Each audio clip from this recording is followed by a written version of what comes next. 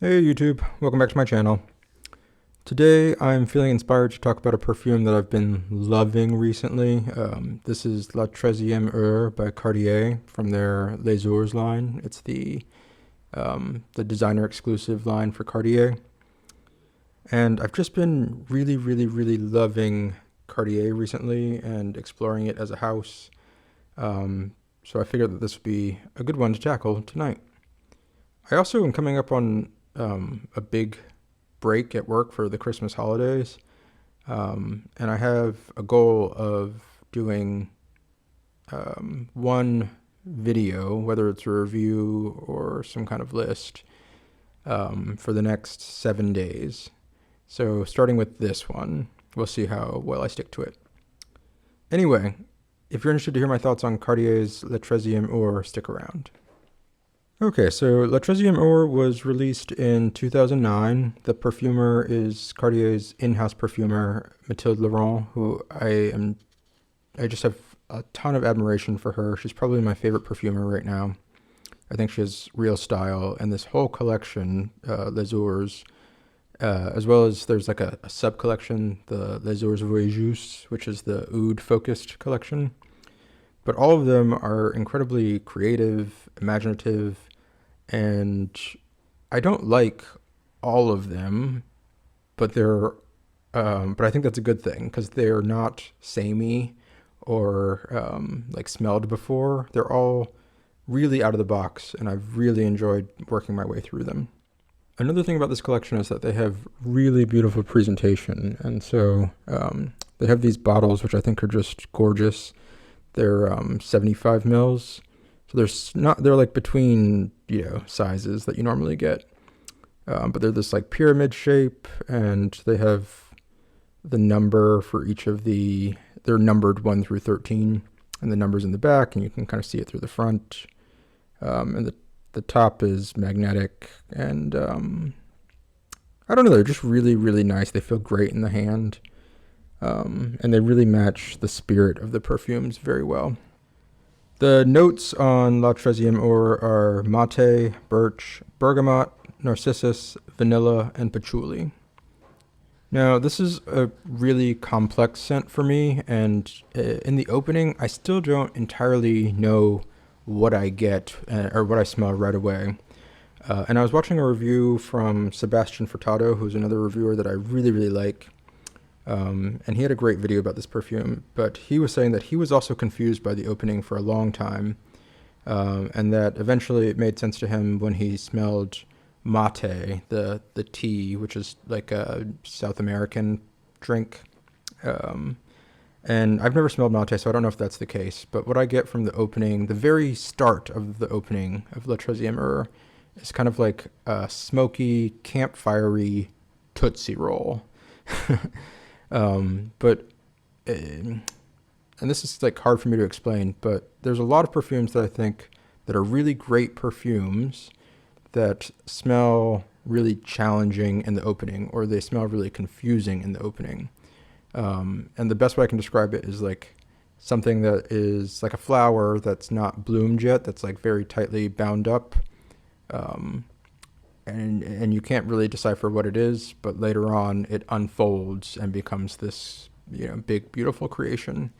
So the opening moments are a little bit challenging. They're even like a little bit off-putting, I think. Another reviewer I watched, Arlene from Delicious Delights, who I love, she did a quick impression of this one, but her first thoughts were that it reminded her of being a little kid in Canada, and she would play at this arcade that was in a pool hall that allowed smoking inside, and she said it smelled like cigarette smoke inside, but in a warm, comforting way, in a way that smelled good, like a good cigarette smell.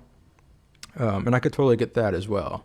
And I think there's kind of some similarities in my mind between the smell of dry tea, like black tea, and also the smell of like a fresh cigarette, that like leafy, sort of green, dried material, which is also like a little bit anisey or I think all these things kind of have like a roasted characteristic, like coffee. That's kind of what I get from the opening of this. That'd be a good way to describe it. After the opening, after that kind of like confusing start, it starts to dry down into something that's really, really, really beautiful. And I can only describe it really in terms of imagery for me. And where I grew up in Virginia, in the fall, when it's, started to get cold, where I grew up, a lot of people heated their house by fireplace, like wood stove.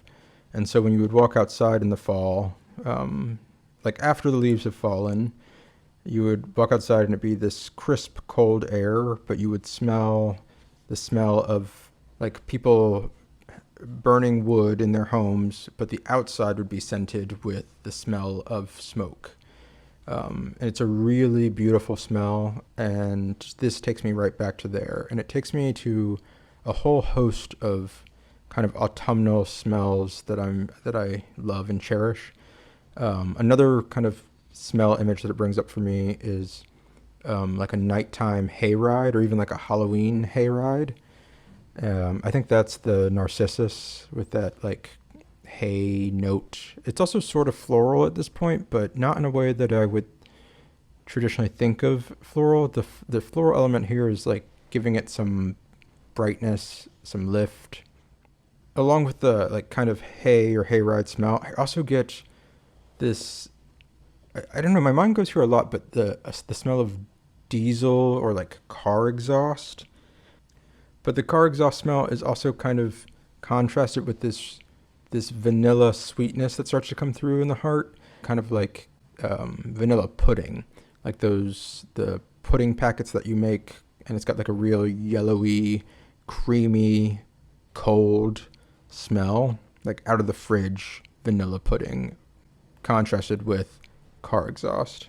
I don't know if that makes sense, but it's like that. There's also some like light muskiness. The leather continues to come through at this point, and the leather is like a black leather jacket, like a new, crisp, smooth black leather. But there's also sort of a texture here that's like, I would describe it as denim, like it's a little bit rough. There's also a feeling from the top to basically until you get to the base, of it being very aldehydic and kind of sparkly, and I don't know, it's very pretty, this perfume, although it is conveying a lot of things that are not really pretty. It's smoky, it's leathery, it's dense, it's dark, but at the same time, it is very romantic. When you get to the base of this perfume, which is probably, it comes fairly quickly. I mean, the heart and the base kind of fade into each other at about the 3.5 hour mark. It becomes more and more a study in that kind of like black leathery smell with a really nice vanilla note, which it stops being as sweet in the heart, or sorry, in the base, and it becomes more like a vanilla leather, but it's streaked through with something green that I can't quite place my finger on. And there's also some like subtle spices at this point too, something like, I want to say cumin or caraway. I'd say that longevity on this is pretty good. Like it lasts for a long time, and I can often smell it the next morning when I wake up, because I normally wear this one at night. I don't think that projection is huge though. I think all of these from the Les Jours collection have fairly polite sillage. I also find that I end up spraying a lot of this because the sprayers on these give this really fine mist. I'll see if I can demonstrate.